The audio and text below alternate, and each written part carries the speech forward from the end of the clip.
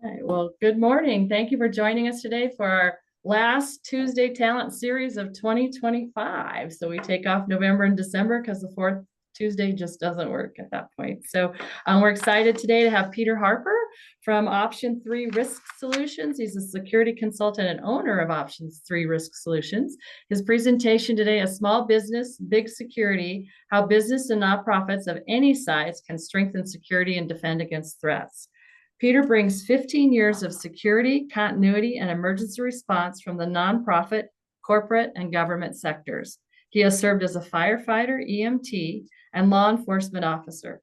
In addition, he held a 12-year career in corporate risk management, where he established a resiliency program for one of Reuters' fastest growing companies in America. Peter has advanced training, professional experience, and certifications that include strategic planning for business, information security, business continuity, emergency medical, international disaster relief, defensive tactics and weapons, executive protection, public speaking and training, physical security, technology management, and design. Peter's passion is to come alongside leaders and teams who are ready to pursue resilience and to take action. So, Peter, I'm going to stop screen sharing and let you put your slides up there. So welcome to Peter. Awesome. Thank you, Yvonne. That was fantastic. It's a little funny hearing that on the other side, because you can say all that, and then the ultimate question is he going to kill us by PowerPoint today? And I intend not to. I'm super excited to share with you all. Good to be with you on Monday or Tuesday, second Mondays, depending on how your day is going, right?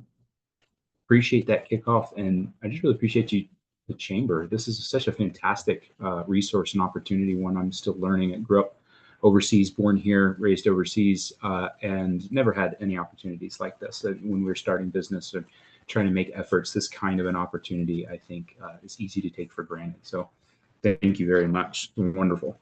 Let's get rolling. Can you see my screen okay, Yvonne? Fantastic.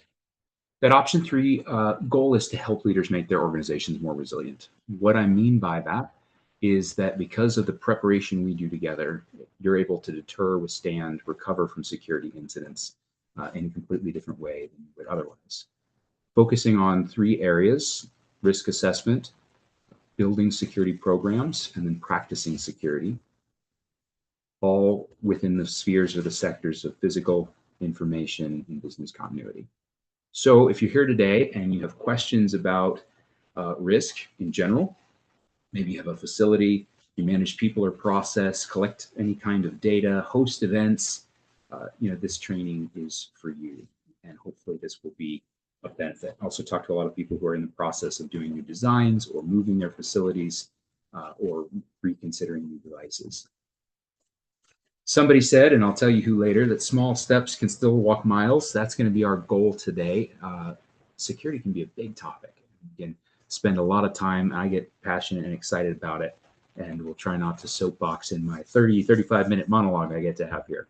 I really am excited for your feedback as well as your interaction. If you have questions or comments, please throw them in the chat. Yvonne has kindly offered to watch those and bring them up if they're relevant in the moment, or we will tackle them at the end. We have a little bit more of an intimate group today, which is great. So once we get to the end here, let's unmute our mics and feel free to have a discussion, ask your questions, chat, and we'll go from there. Let's dive in. Today, what I'd like to cover is a couple different aspects when we talk about resilience today, some challenges, starting with our relationship with risk, diving into some threats and patterns, and then obstacles. Why do businesses struggle to implement good security? The promised practical action steps for any size business. So we're going to talk about what practicing good risk management looks like, the money question and what it can cost, and have a little bit of a discussion around that. And then how to connect with the right resources to get the help that you need, because often it's difficult to implement on our own. And then, like I said, we're going to interact together. So I'm looking forward to your comments and your discussions then. All right, here we go. So resilience for today, with your relationship with risk, understanding our patterns, our threats, and talking about some of those obstacles.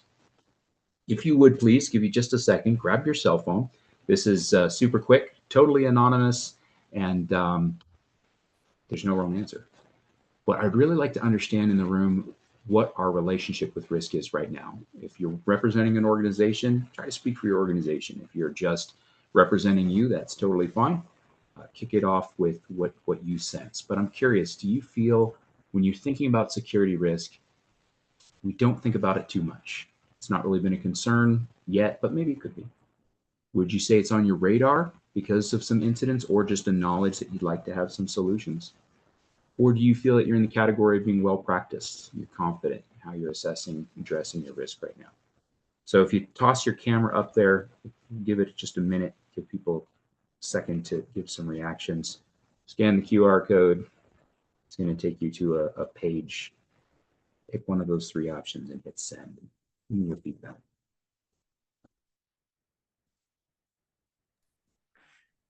So Peter, just so you know, since you and I practiced before, it won't let me do it again, but I'm on It's Our Radar. We've had some incidents or could use some solutions. So I'm in the middle there. Fantastic.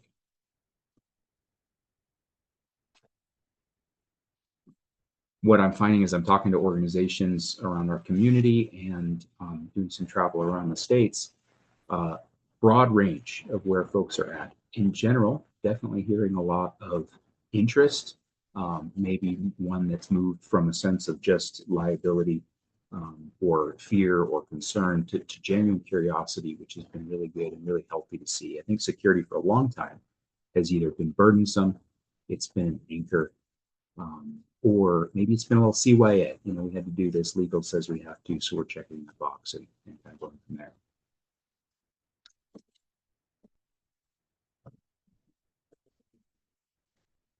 Cool, moving on. It's good to know. Okay, a little bit more of a split. Some working on it, some feeling pretty confident in it. I'm excited to hear what solutions you find. And let's talk a little bit about our relationship with risk. When thinking about relationship, I think it's really important to understand what influences us and what influences our perspective. Maybe it's things like statistics, if you're a nerd like me and you like to follow these. Maybe it's news and maybe the sensationalism of risk. Apparently, if you can dress like a contractor and bring your own ladder, you can walk out of one of the world's largest museums with $100 million of crown jewels at 9:30 in the morning. So that happens. Maybe it's just, you know, what's going on in your neighborhood. Or maybe you're on the AI trend and learning a lot of what the internet has to offer as we're now finally learning to consolidate those resources. I have no desire to prop up one single source today. My job and my goal is to help us look at this from a holistic perspective and be influenced by a number of different sectors and ideas and try to build a picture for your unique risk for your business. I think that's the right way to start. And today, as we go through foundations and really fundamentals around security risk, that's what I'm hoping to talk about. To kind of help me remember that, I framed this newspaper. I found this at an estate sale, and I'm going to highlight a couple of things here that I thought were really interesting. You know, it's talking about concerns with trade with China. It's talking about financing the U.S. government. If it wasn't for some of the names, I'd think this was yesterday's news titles, as we're trying to finance it without causing problems and deal with issues in war and international relationships. If it wasn't for names like Chester Crum or Roland Wingalt, which I hope we bring back, by the way, I think those are fantastic. I might have thought this was yesterday's paper. Seems like industries are still worried about protections. They're worried about unemployment, industrial paralysis, chaos, disorder. But when you look at when this is from, it's May 7th of 1921, 104 years ago today. And I keep this around because it helps me remember that even though we might be in a new age, security concerns with things like AI are challenging. It's the same fundamental challenges. And because it's the same fundamental challenges, we can have some of the same fundamental results. So one of my passions is to communicate security basics and fundamentals that often get skipped for the new and the wild and the crazy in today's digital age. But Talking about stats, I know stats can be valuable, but maybe untrusted. So maybe you're in this category. People are 63% more likely to believe any stat you say it confidently. And hopefully I said that confidently enough that you believe that. Or how about the only statistics that you can trust are those you falsified yourself? So with that in mind, here's some stats.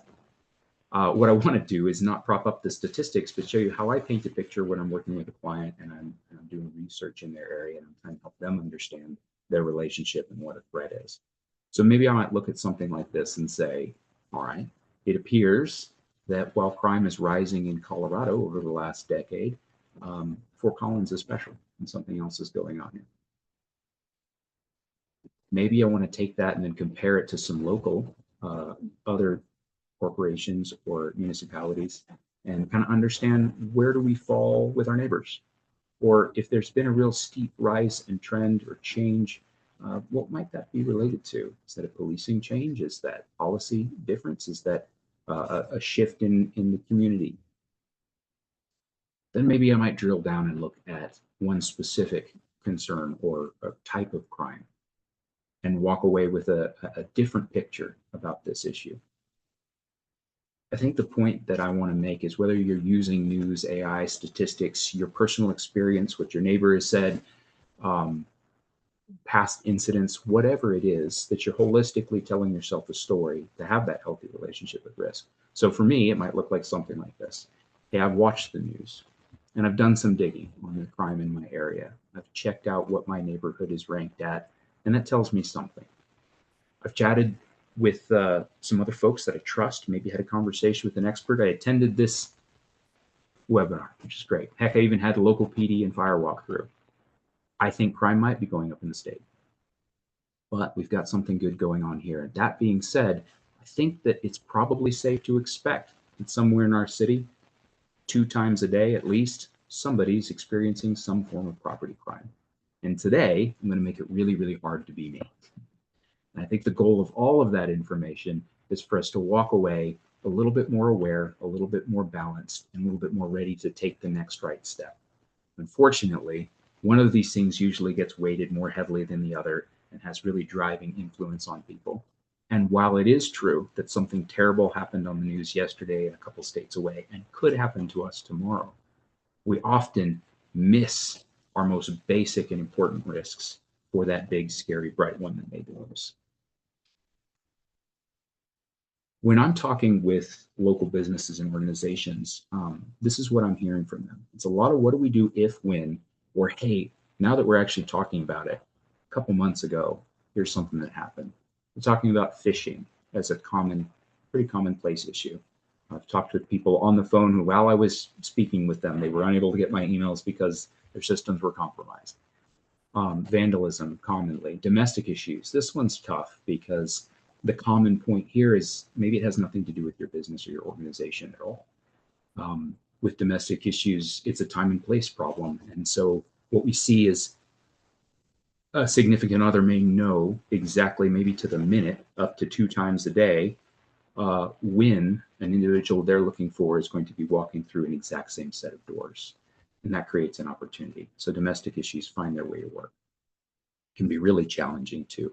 I had this happen once where, what do you do when the employee comes and says, hey, I don't feel safe around this other person, and I'm asking you, my place of business, to be a protector for me. And then a couple weeks later, they're in the parking lot exchanging money, and you're ready to panic, and they say, but it's okay because we're kind of sort of still together. Like, these are real issues that businesses are trying to navigate right now that you would think wouldn't be in the marketplace, but because all problems are people problems, they find their way there. High-risk off-boards, a common concern. Threats against the staff, fraud and embezzlement, some dangerous policy issues, lawsuits, theft. Moral trust failure has been a big challenge, and moral injury when someone's experienced or been around something they weren't able to influence or make a change to, and that inability to control that is damaging and harmful.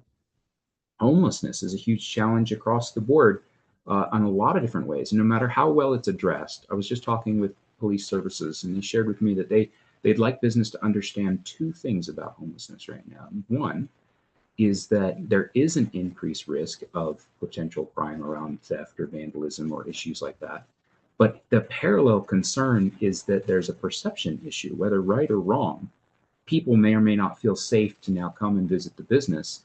And internally, employees express fears about working uh, in that area. And this may be incorrect or something that can be coached or encouraged.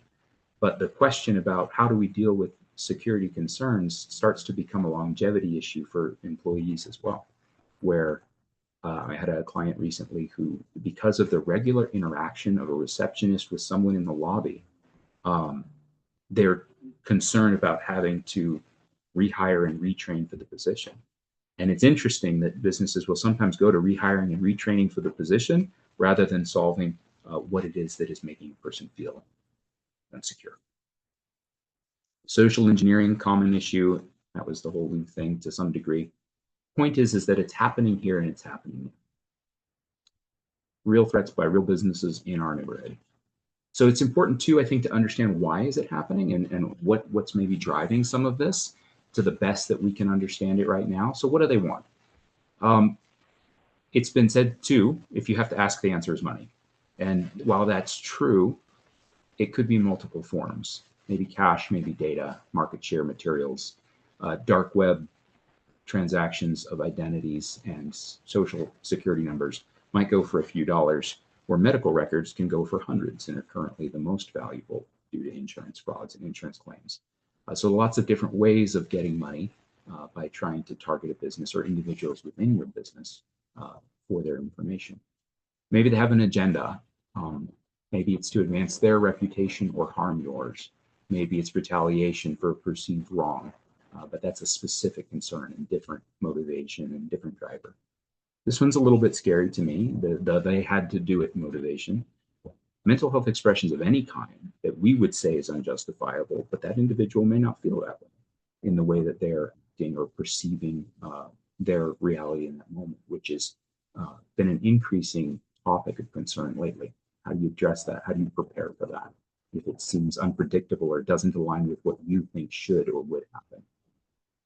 Or maybe they just feel the need to take a side, whether this is politically driven or otherwise, local or national, regardless.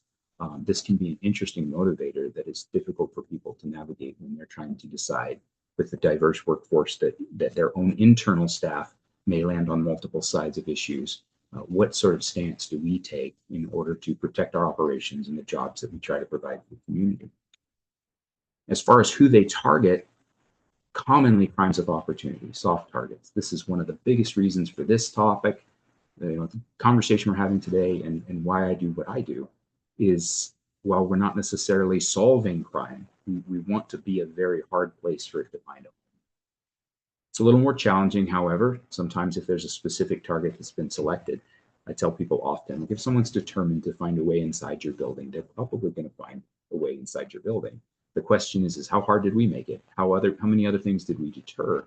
And maybe in your case, the question might be, how well could we recover and how will we handle this? Or could it be random? This is tough. We don't know. I had a video of an incident a while back where there were two guys walking down the street and they came upon the entrance of the building. You're waiting to see what they might do.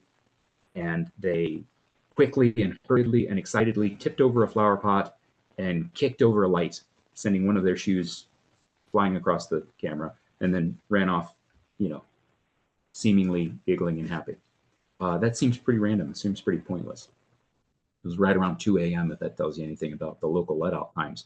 But even just understanding that those types of things may be pointless, may be unattached to anything, can have an impact on how we do business and what we're doing. All right, we've talked a little bit about having a healthy relationship with risk and about understanding that, look, the threat's out there, it's real. However we determine it or evaluate it, we want to build a picture, have a good understanding so we can learn from it, so we can apply the best security controls we can that aren't fear-based but actually make a difference. So then why is it a struggle for businesses to implement effective security controls? And for some of you, maybe it hasn't been across the board. love meeting people who have lots of success stories. I'd love to hear yours. But it's definitely a universal challenge to know how much security and when and in what way and how to maintain it in the long run. Why is that a challenge? There's a couple different things I'd like to call out. I think there's a perspective tension, a few of them right off the bat. First, there's this one extreme, right? That doesn't happen here. We're not going to be concerned about that. We almost can't think about it. And interestingly enough, that typically leads to extreme number two, which is now we've had an incident, and because we didn't think about it before, didn't want to, we now have a very costly and heavy-handed response to that incident. And we're trying to backpedal and find our way forward from here. Maybe it's a cultural issue where we just don't want it to impact our culture, or we don't want to come across too militant in our operations or the type of service we provide. Also, there can also be the flip side of this where it's too distant, too far away. Security is this secretive thing. It's only for those folks over there. It's hard to obtain. And we want to break that myth as well. As we work through some of these perspective tensions, it can lead to resource tensions. I don't have the time, the knowledge. I don't have the money for this. My leaders aren't on board, or I just don't have the person or the thing that I need to get this done. Interestingly enough, this one right here is one of the most common that I see right now. Everybody is dual hatting it. Everyone's just trying to do the job that their business or their nonprofit or whatever it is they're here to do, they're trying to do that well. And now you're coming in and you're asking me to think about all these other things and implement changes, and it's hard. What I'll say, though, is that as people work through these perspective tensions, there isn't a resource tension that we can't work through or find a way to source what we need. Outside of time, this is a really big one. Somebody's on board with this, but somebody's not. And so getting that alignment, working through some of those perspectives is a big obstacle that I find that my time is usually where we start. There's also a couple of reactions that create tensions in business. And I want to talk about two of them as we're kind of building this idea of how important mindset is. And we go into mindset in the next section. Call this one the left of bang problem, crediting Patrick Van Home and Jason Riley. They wrote a great book called Left of Bang, explaining how to be resilient proactively as an individual. Sort of this idea that life is a timeline, your organization is a timeline, and an incident occurs. And I see a lot of organizations spending a whole lot of time looking back on the incident that just occurred, trying to understand why did this happen and how do we make sure that it doesn't happen again? All the while not knowing what's going to happen next, or not being able to reverse engineer that sufficiently, or having a reaction like we talked about that's costly or heavy-handed. And so our goal is to try to remove organizations from that position and put them as far left on the timeline as we possibly can, and say, hey, imagining everything that could occur again, whether it's what has happened already or not, based on your risk, based on your unique operations, your area, how do we systematically build resiliency into what you do every day? And so this big reaction and mindset shift is one of the biggest challenges that I run into. I also see this a lot, top-heavy security. We've been talking about mindset, relationship with risk, how to do research, how to build off of metrics. That's a great foundation. Next most important is, are we even securing our facility? Do we have good procedures? How about good practice? Are we using technology well? This is very commonly missed.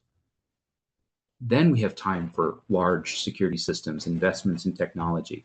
Maybe it's uniform security, AI, better policy controls, all trying to get to this security pinnacle of safety and security, which I don't think we ever quite reach, but I think we're striving for it. And what happens is we take out the foundation, and organizations leap first for that large technology system, or let's implement, or let's just uniform security says they do security. They do security very well, but a certain aspect of it, let's put them in place and hope that solves our other foundational issues.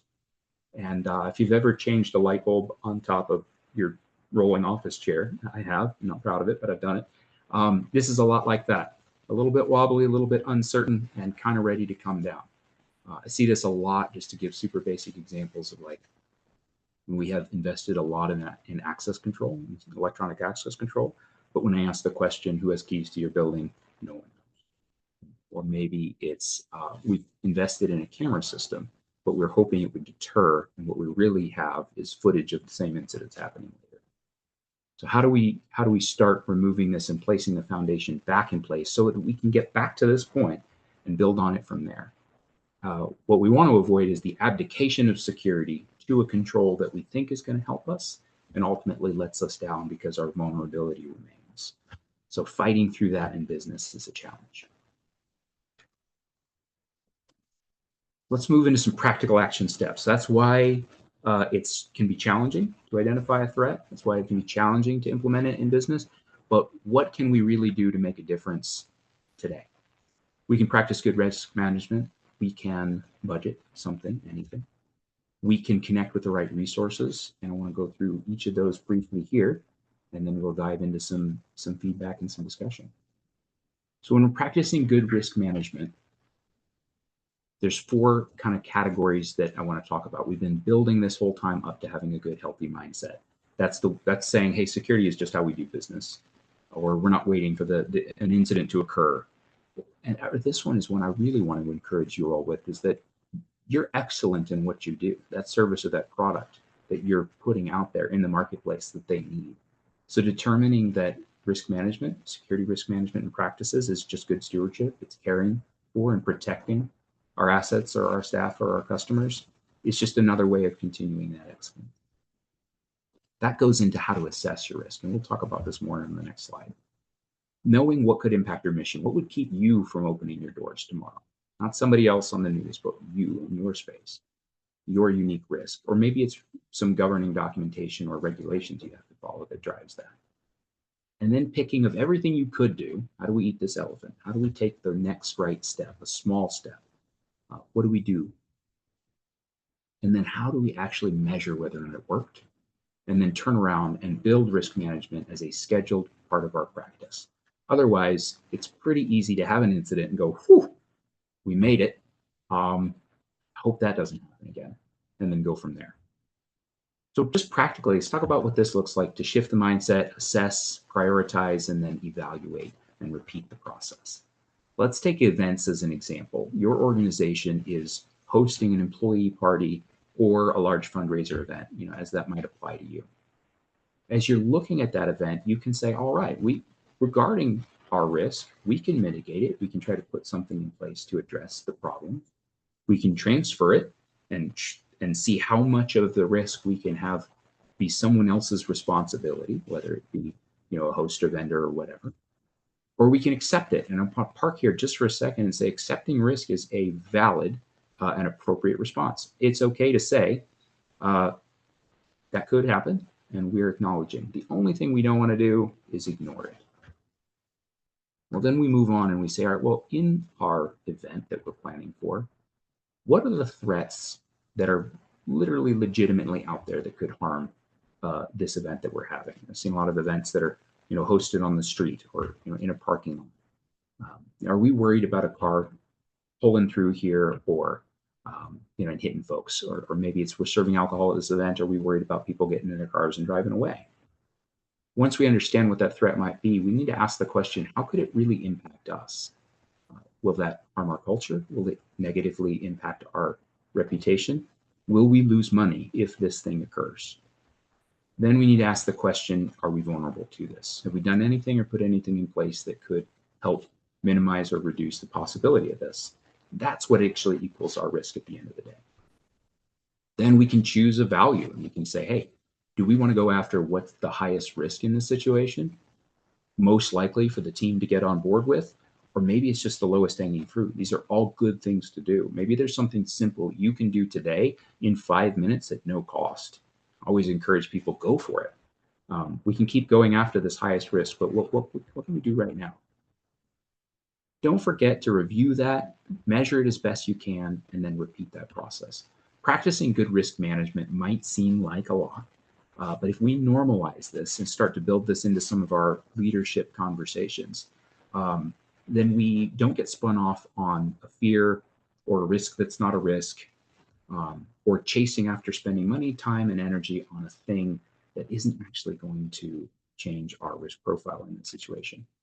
This can be a bit of a discipline, but it can be actually fun when you get started. Maybe that's just me. Let's talk about the big green money slide. What's it going to cost? There isn't a hard and fast rule or ratio that I can find. I've seen organizations listed that are spending sub 1% and 3.5%. 3.5% of $100,000 might not be enough. 3.5% of $1 billion is a lot of security. It's really coming down to, are you willing or thinking about, as a practice, spending something? My father always used to say, if you aim for nothing, you'll hit it every time. This is one of those moments. People who plan to spend nothing on security will absolutely spend nothing on security and be shocked when an incident occurs and there's dollars attached to it. What's wonderful right now in our world is there's never been a time where you could buy so many security tools. While labor is challenging and maybe going up, security solutions and technology never been more affordable. And there's very reasonable solutions out there across the board, from a residential box kit all the way up to large scale enterprise systems. There's something there for you. So whether you spend a little bit of money or a lot of bit of money, don't let money be the thing that kept you from doing good risk management, because as we're going to talk about here in a second, a lot of it is free. And we need to get started with anything, even if it is a willingness for you to give some of your time or a little bit of your money, and then plan to grow as you go as a part of your business operations. If we start integrating this now, when capital improvement costs come up, it's not quite a shock. That's actually an interesting thing I run into sometimes, is people will spend tens or hundreds of thousands of dollars on a surveillance system, but maybe not realize that they have a 3 to 5, maybe if you're lucky, 7-year shelf life. And as those devices reach their end of life, all at the same time, nobody wants to hear from their team, we need to replace 45 cameras next year at $1,500 a piece. Here's just a couple examples, though, if you're curious of some costs. Changing mindset, that's free. Process review, a little bit of time. Like we said before, you can spend thousands of dollars on an access control system, but forget to rekey a door, and that could cost you $60. AI is actually, I think, plunging in a good way as far as its cost going. More than 50% I've seen come down as far as adding technology to camera feeds and streams, and they're getting better. This is a great workforce manager. I want to know what's happening in this area without having to sit in front of my camera and watch it. Great. Let's have AI do that for us and let us know when it sees what we need to see. It's not perfect, but it might be better than tasking a person with that. Maybe it's crime prevention through environmental design, and we just need to trim up our landscape. A common missed item. How do we make it look like we take care of our area and we don't want somebody stashing things in bushes? One of the cheapest insurances you could ever hire, off-duty officers. Love this.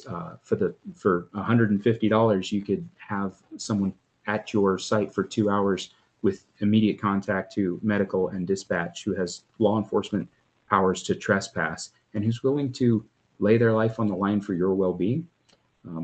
You can't buy that kind of favor anywhere else. And it goes up and up and up, whether you're putting in controls or hiring a consultant, which often is actually less expensive than trying to task a team member and their time to do the work, because it's faster and brings in more resources. Planning to spend something in 2026 will get you started. So I hope this helps demystify and take away any stigmas around money being an obstacle. As we close up here, just want to talk about the right resources. We are super blessed in our community. We have a ton of resources right within our reach. Things like folks to help you with figuring out labor law or offboards in HR, cybersecurity dedicated insurance that's additional to whatever's built into your current practice. Maybe you've had an incident and you need cybersecurity experts to come in and help dig into that forensically. So many of our fractional IT support teams that offer services to small business have such a great security mindset, please make sure they do when you're talking to them, that they can help with a lot of the basics that are missing right now, super basics that get missed. Legal advice, making sure we're connecting with our local emergency services, adding AI as a fractional service. Sometimes it's built in, or you can add it after the fact, or adding security teams in one way, shape, or form or another. We have a couple of great local uniformed security service providers that they're disrupting the market in a good way. It's needed for a long time that I've been looking for. So I'm super happy to see that they're coming in and saying, we care about this. We care about your organization. We're ready to come and do security as a team member here, not just sit in a seat and check a box. Or maybe you're ready for devices and it's time to integrate them. Picking the right integrator matters. And so having a person who's going to come and help you think through that risk, or work with a consultant on a design. A lot of my clients, after I have created a security design, we can then get the right integrator at the right cost to come in and not only install it, but be a partner for them in the future for anything that comes up along the way, ongoing support, SLAs, that sort of thing. Just know that we have a wealth of partnerships out there. I love connecting people with these. So if you have questions or concerns, you see something on that list you need, please reach out to me. If it's something I can do for you, I want to, but I also really want to know when to say, man, as a general physician, security practitioner, we can identify that issue, but now we need that specialist to really help us do that hard thing. Let's go out and get them. So as we close up, this is what I'd like to summarize with. Your organization, no matter where you are in this process or however you are in your security journey, I hope you can be more resilient, be in the community for many years to stay, because we need you and we're thankful for you, by remembering just a couple things. Making that determination that security is just part of how we do business now. By understanding our threats, we're able to do this. By practicing good risk management, this is by assessing those impacts, vulnerabilities, and prioritizing your risk. Budgeting something, anything, as a practice on an ongoing basis. And then making sure you're connecting with the right resources. Chamber has been a fantastic resource. I was actually reading an article done by Anne not too long ago where she broke down and discussed some of the crime stats and changes based on some of the latest data around policing in Fort Collins. And what a fantastic resource to have that so nearby, which is awesome. I also promised you at the very beginning of this slide that I would tell you which genius said that awesome quote about taking small steps at a time. And I'll give you the secret now.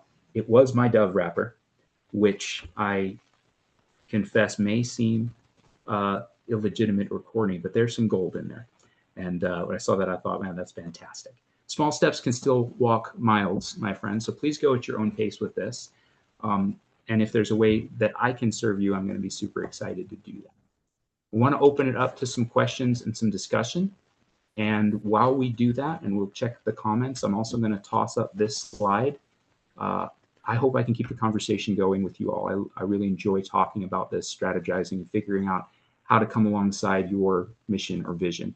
I keep blocks of time open every week for 30-minute consultations that are free, just to talk about what your challenge is today and see if I can point you in the right direction or connect you with a resource. So if you scan that QR code, it takes you directly to option3rs.com where you can book that. You can also send me an email at peter@option3rs.com. And I will really look forward to seeing you out there. Thanks, Siobhan. Sure. Does anyone have any questions they'd like to pose to Peter? You can put them in the chat or just unmute and ask away if you'd like.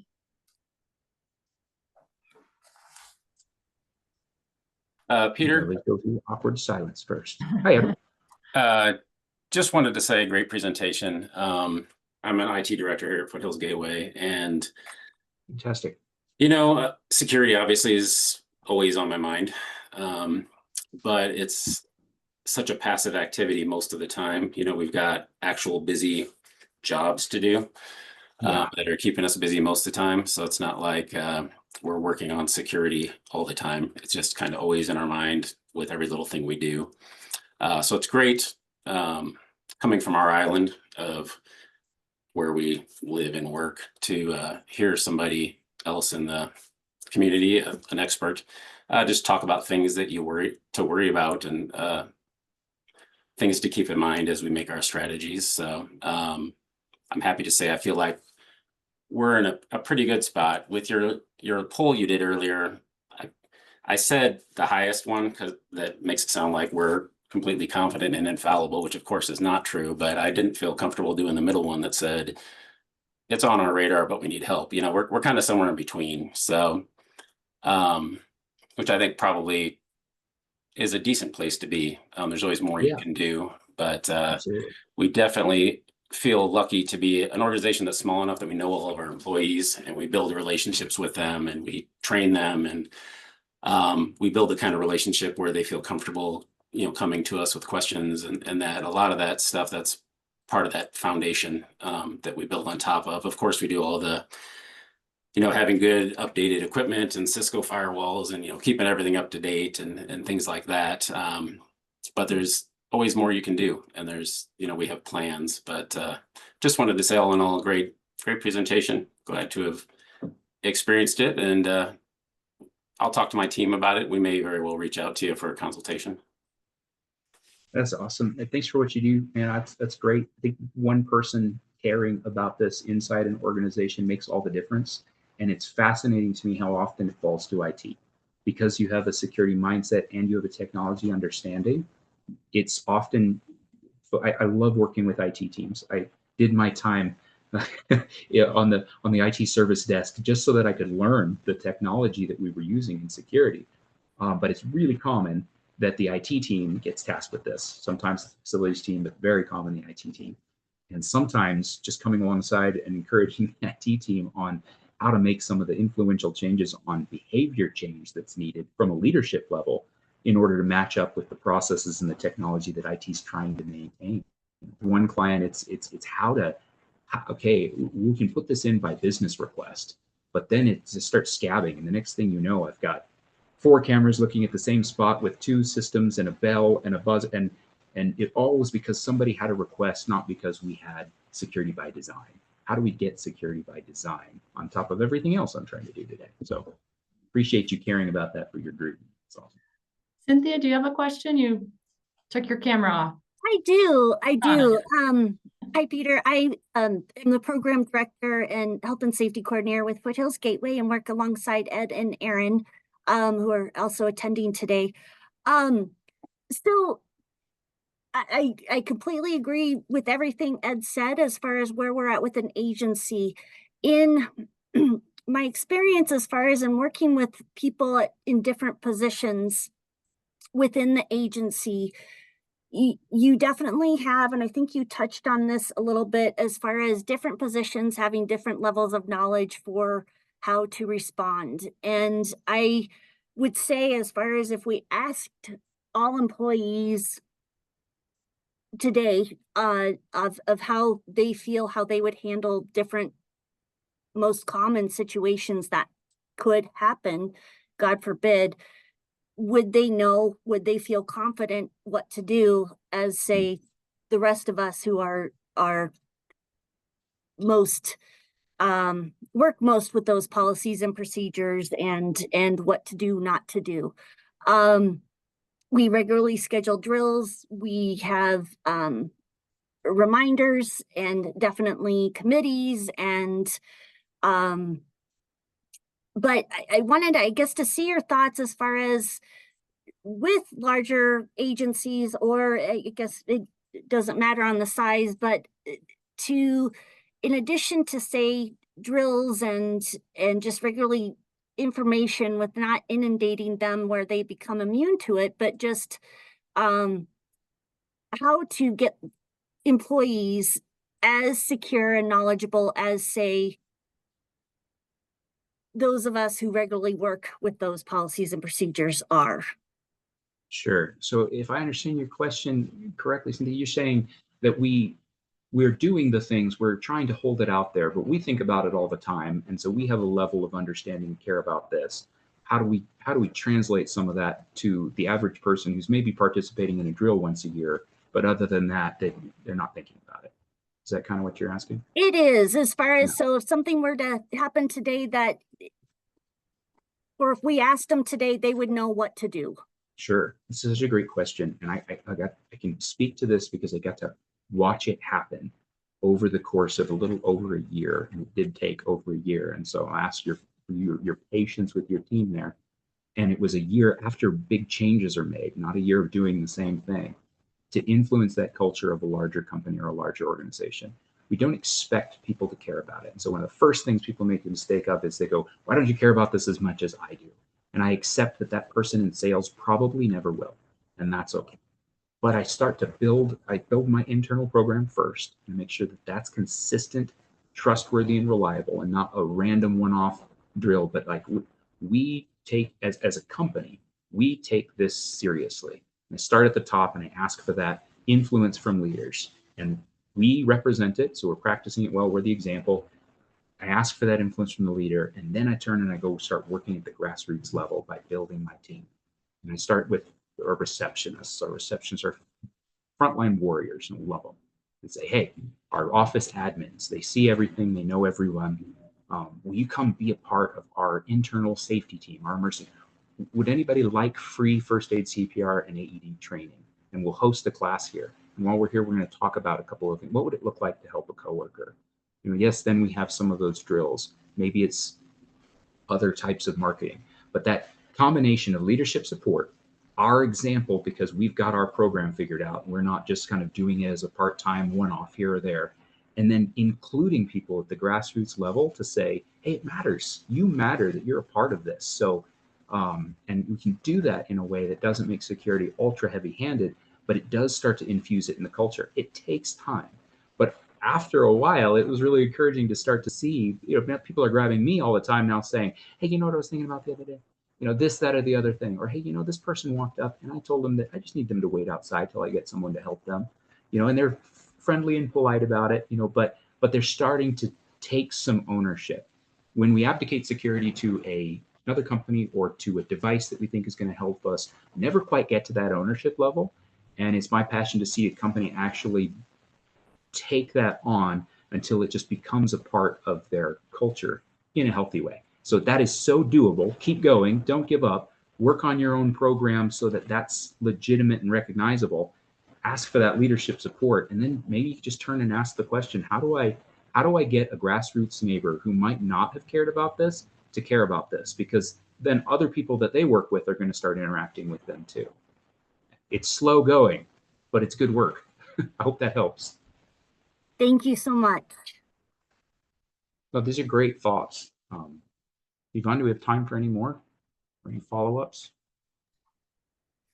Sure, we have about 10 more minutes. If anybody has questions I'd like to ask or thoughts.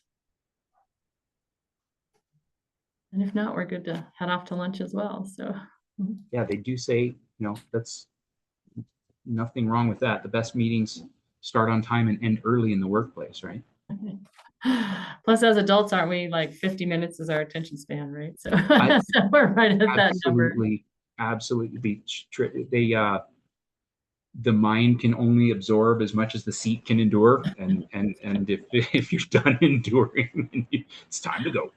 Time to head out. So, well, we appreciate you, Peter. Their information's been so great. I took a ton of notes because we're right at that place of access control. We're looking at a different way to control what goes on here at the chamber in our building. We have so many times people use our space as members, and sometimes we don't get the keys back, and we don't know where the keys are. And I'm thinking, this isn't how I want this to go.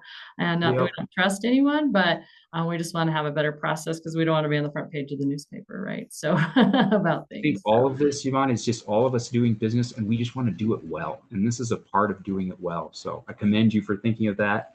And thank you for having me on. And thanks for all you all do to keep things going in our community. It's a privilege and pleasure to live here. It's fantastic. Awesome. Well, thank you, Peter. Have a good day, the rest of you. Thank you for being with us today. Have a great day, everybody. Yes.